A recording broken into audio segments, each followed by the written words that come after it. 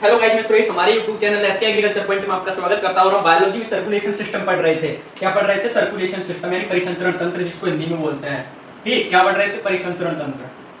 परिसंचरण तंत्र हमने इसका यानी कि टॉपिक स्टार्ट कर दिया था और थोड़ा बहुत ही पढ़ा था कि यानी हमारे शरीर में जो सर्कुलेशन कैसे होता है ब्लड का। ठीक है, जैसे कि हमने बनाया था ऑर्गन यानी कि राइट एंट्रियम है, लेफ्ट एंट्रियम, वेंट्रिकुलर यानी कि इनसे यानी कि हमने वो सर्कुलेशन सिस्टम बताया था पूरा। जैसे कि ये है राइट वाले एंट्रियम और राइट वाला वेंट्रिकुलर, ये लेफ्ट वाला एंट्रियम और ये लेफ्ट वाला वेंट्रिकुलर, ये हमने देखा था। यहाँ पे थे ऑर्गन, ठीक है। ये है यहाँ पे लंग्स, तो हमने देखा था कि ये ऑर्गन से जो इसमें जाएगा अशुद्ध रक्त था वो इसमें आएगा, फिर ये इससे ऑर्गन के पास लंग्स के पास जाएगा, लंग्स से इसके अंदर आएगा, इससे इसके आएगा, फिर ये वापस ऑर्गन के पास आ जाएगा। ये हमने इसका प्रोसेस देखा था। ठीक है, ये प्रोसेस देखा था हमने योवाड़ा।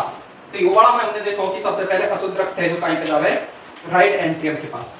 ठीक है, यो प्रोसेस देखो तो इनका हमने पढ़ो कि यानी कि रक्त कौन कौन के पास जावे, किस किस के पास जावे। अब ई प्रोसेस के आधार पर दो तीन क्वेश्चन है जो बहुत ही इंपॉर्टेंट है, तो हम उनको आपको बताते हैं और कैसे क्वेश्चन बनते हैं इस आधार पर देखते हैं।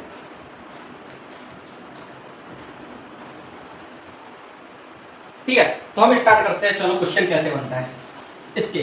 तो इसके दो तीन क्वेश्चन बनते हैं, वो ऐसे बनते हैं कि अगर आपसे पूछा जाए कि सबसे पहले शुद्ध रक्त को कौन ग्रहण करता है, यानी कि फर्स्ट क्वेश्चन तो ये बनता है सबसे पहले शुद्ध अशुद्ध, यानी सबसे पहले, यानी फर्स्ट क्वेश्चन ये बनता है सबसे पहले शुद्ध रक्त को कौन ग्रहण करता है। अगर बात की जाए तो शुद्ध रक्त को कौन ग्रहण करता है, शुद्ध रक्त को कौन ग्रहण करता है।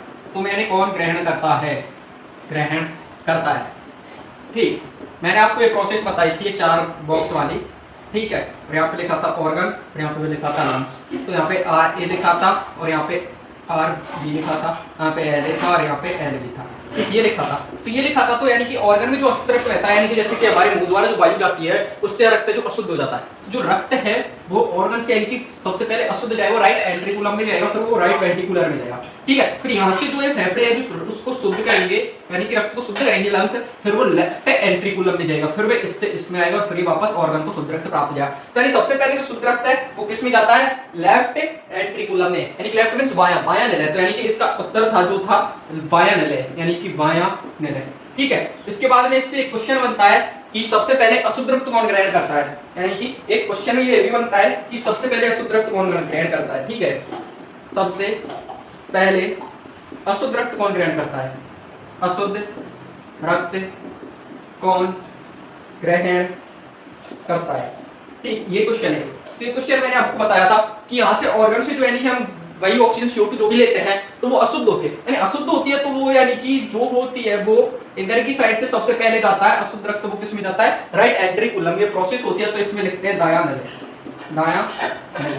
ठीक है, ये दो क्वेश्चन इसके आधार पर बहुत इंपॉर्टेंट है जो बनते हैं। तो यानी कि सबसे पहले शुद्ध रक्त को कौन ग्रहण करता है, अशुद्ध रक्त को कौन ग्रहण करता है। फिर हम आगे स्टार्ट करते हैं, यानी कि इसके बाद में इस प्रोसेस के बाद में हम पढ़ेंगे आगे। तो देखते हैं क्या पढ़ते हैं। इन दोनों आधार पर हमने स्टार्ट कर लिया, शुद्ध को बाएं नले करेगा और अशुद्ध को दायां नले करेगा। फिर इसके बाद में हमने बात की थी कि हृदय के पास है, हृदय के पास, हृदय के पास ये जरूर याद रखना, रक्त को ले जाती है, वो रक्त को कौन ले जाता है। तो हृदय के पास रक्त है जिसको कौन ले जाता है, ये बात करना। ठीक है, ले जाता है, ये इंपॉर्टेंट चीज है कि हृदय के पास रक्त को कौन लाती है या कौन ले जाती है। तो यानी कि जो पास है वो ले जाती है, वो सिराय ले जाती है। ठीक है, कौन ले जाती है, सिराय। ये आगे मैं आपको बताऊंगा कैसे ले जाती है, सिराय ले जाती है। और हृदय से दूर कौन ले जाती है, हृदय से दूर रक्त पास होगी, और अगर दूर की बात की जाए दूर तो वो धमनी ले जाती है। ठीक है, हृदय से रक्त को दूर ले जाती है, वो धमनी ले जाती है अंगों के पास। ठीक है, ऐसे हमने बात की थी। ये दो क्वेश्चन ये है। अब हम बात करते हैं धमनी कितने प्रकार की होती है, सिराय कितने प्रकार की होती है। ठीक है, इसके बारे में हम बात करेंगे कि अगर धमनी की बात करें तो धमनी है दो प्रकार की होती है। ठीक है, महाधमनी और फुफ्फुसीय धमनी। धमनी कितने प्रकार की होती है, दो प्रकार की होती है। ठीक है, एक होती है महाधमनी, महाधमनी। ठीक, क्या होती है, महाधमनी, महाधमनी।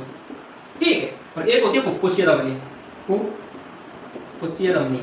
ठीक, फुफ्फुसीय धमनी, ये दो प्रकार की धमनी होती है। ठीक, दो प्रकार की होती है धमनी, महाधमनी और फुफ्फुसीय धमनी, जो हमारे शरीर के अंतर्गत पाई जाती है, के अंतर्गत। तो यानी कि जो रक्त को ले जाने और पास लाने और दूर ले जाने का कार्य करती है। ठीक है, वो दो प्रकार की होती है। ठीक है, एक तो महाधमनी होती है, फुफ्फुसीय धमनी होती है। ऐसे स्राव भी दो प्रकार की होती है, एक तो महास्राव और एक फुफ्फुसीय स्राव। तो ऐसे ही सिरा भी कितने प्रकार की होती है? 2 प्रकार की होती है, यानी कि फुफ्फुसीय सिरा और एक महासिरा।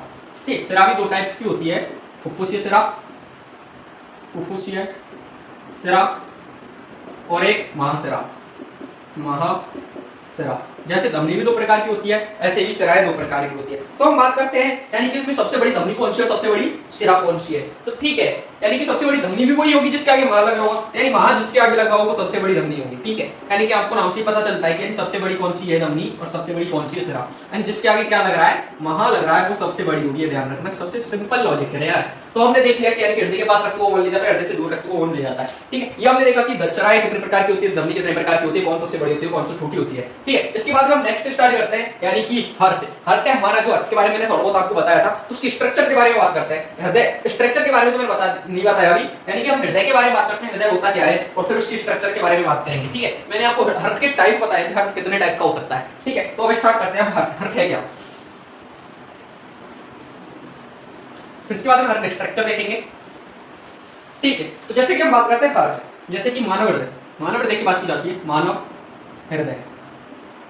ठीक है, ह्यूमन हार्ट। अभी थोड़ा मार्कर में सही होना है तो इसको करता हूं। ठीक है, अब हम बात करते हैं मानव हार्ट की। मानव हार्ट होता क्या है? ठीक है, क्या बात करते हैं मानव हार्ट यानी कि ह्यूमन हार्ट। ठीक, ह्यूमन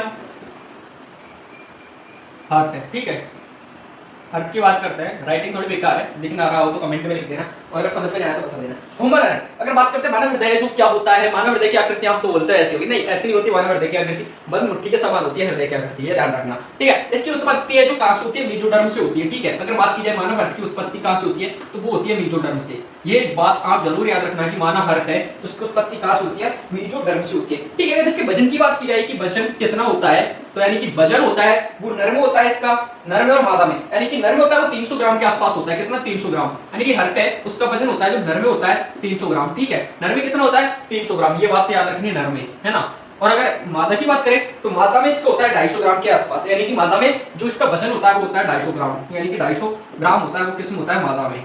ये बात कर रहे थे हम, यानी कि ह्यूमन हार्ट की उत्पत्ति मेसोडर्म से होती है, नर में इसका वजन 300 ग्राम एंड मादा में इसका 250 ग्राम वजन होता है। ये हमने देख लिया। ठीक है, इसके बाद में बात करते हैं कि इसकी आकार या आकृति कैसी होती है। अगर इसका आकार देखा जाए तो ठीक है, आप बोल रहे थे कि यानी कि इसका आकार ऐसा होता है। ठीक, इसका आकार ऐसा नहीं होता, मुझे बनाना नहीं आता। इसका आकार ऐसा नहीं होता, इसका आकार होता है जो ऐसे होता है। देखो मैं आपको बताता हूँ, ऐसे ऐसे होता है इसका आकार। तो यानी इसका आकार है जो हार्ट का ऐसे होता है, बंद मुट्ठी के समान, यानी कि हार्ट का आकार कैसे होता है, बंद मुट्ठी के समान होता है, यानी कि बंद मुट्ठी के समान।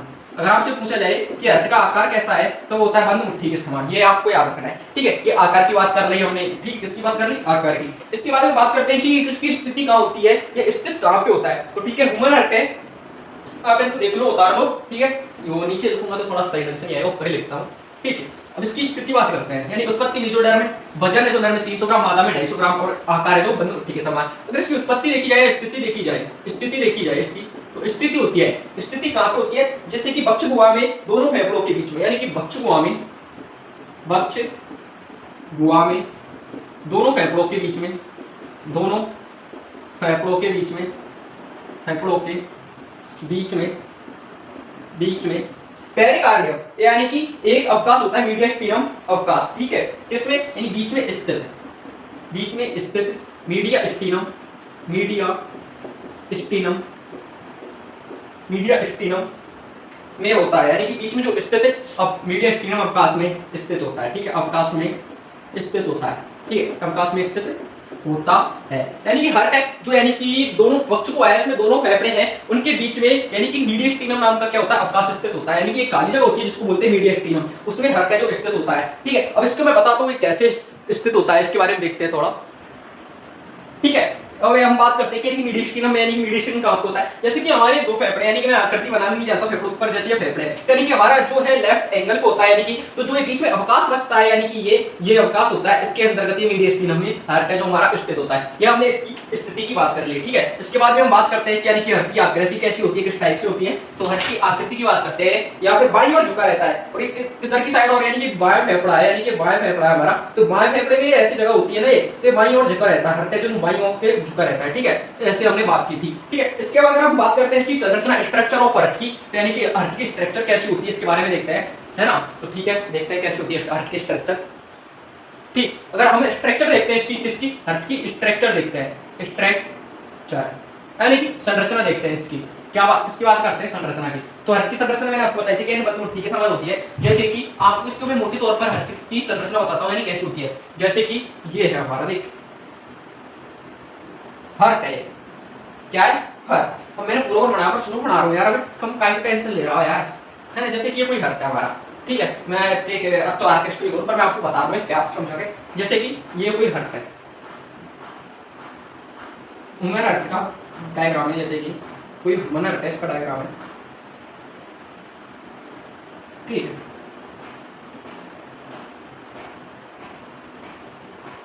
ये जैसे कि क्या है, हमारी ह्यूमन हर्ट है जिसका डायग्राम है, ठीक है, मानव के हृदय का डायग्राम है, मधुमक्खी के समान इसकी आकृति होती है, तो ये इस टाइप में दिखती है, ठीक है। जैसे कि इसको खोल के देखते हैं तो इस टाइप में दिखती है। अगर इसके डायग्राम की बात की जाए तो जिस जैसे कि ये इसमें तरल भरा रहता है बीच के अवकाश में, ठीक है ना, ये हो गया तरल, ठीक। इसके बाद में हम बात करते हैं कि ये क्या होता है, ठीक है। ये है जो आलिंद है, यानी कि ऊपर आलिंद निले, ठीक है, ऊपर आलिंद होते हैं, मैंने आपको बताया था उसमें, और नीचे क्या होते हैं, निले होते हैं, ठीक है। अगर बात की जाए कि ये क्या है, ये एरिया है जो क्या है, यानी कि ये एरिया, इसको बोलते हैं अंतर आलिंद पट्ट, क्या बोलते हैं, अंतर आलिंद पट्ट, ठीक है।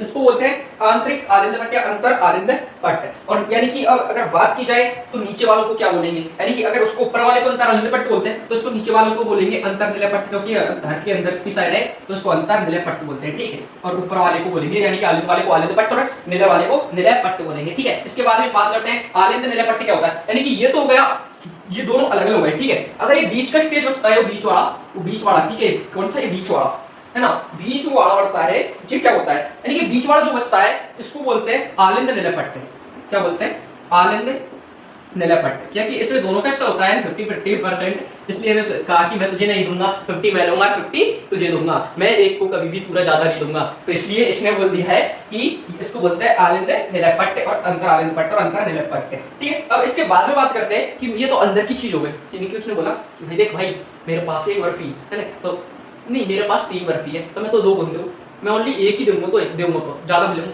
फिर उन्हें दूसरा भाई ने की, भाई ऐसा थोड़ी हो सकता है कि तू 2 ले ले और वो एक दे दे, नहीं नहीं नहीं, मैं ना तो तुझे ज्यादा दूं ना तो तुझे ज्यादा दूं, मैं ना खुद ज्यादा दूं, मैं एक में से आधी आधी कर रही आधा दूंगा, तो हम दोनों को 50% हिस्सा, समझ ला, यानी कि इसलिए इसको आलिंद निलय पट्ट बोले। और ऊपर वाला तो खुद स्पेशल जगह की आलिंद की, अंतर आलिंद पट्ट नहीं चली, खुद स्पेशल जगह निलय की, ठीक है। अगर इसकी बात की जाए बाहरी परत है, कि बाहरी स्ट्रक्चर है, यानी कि बाहर वाली लाइन है, इसको क्या बोलेंगे, तो ठीक है, इसको बोलते हैं पैराकार्डियम, ठीक है, क्या बोलते हैं इसको, पैराकार्डियम, यानी कि जो हर्ट का बाहरी आवरण होता है उसको क्या कहते हैं, पेरिकार्डियम, ठीक है, पेरिकार्डियम बोलते हैं, यानी कि हर्ट का बाहरी स्ट्रक्चर है, इसको पेराकार्डियम बोलते हैं। ये आपको ध्यान रखना है कि हर्ट का बाहरी स्ट्रक्चर क्या कहलाता है, बाहरी परत क्या कहलाती है, पेराकार्डियम। अब ये परत और इसके बीच में जो ये तरल सा भरा है, यानी कि मैंने बनाया है वो तरल है, यानी काला काला कलर कोई तरल सा भरा है, ये को बोले पेराकार्डियम तरल, क्योंकि पेराकार्डियम सतह के अंदर पाया जाएगा, ठीक है, पेरिकार्डियम तरल, ठीक है।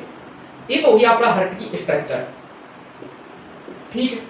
अब भाई हमें जो तरल में विरोध, तो ये तो कच्चू कार्य तो हुए हो, हाँ भाई हुए हो किसको, तो इस कार्य को नेक्स्ट क्लास में देखेंगे, तब तक के लिए धन्यवाद। अगर वीडियो पसंद आई तो लाइक कीजिए, चैनल को सब्सक्राइब कीजिए, है ना, ठीक।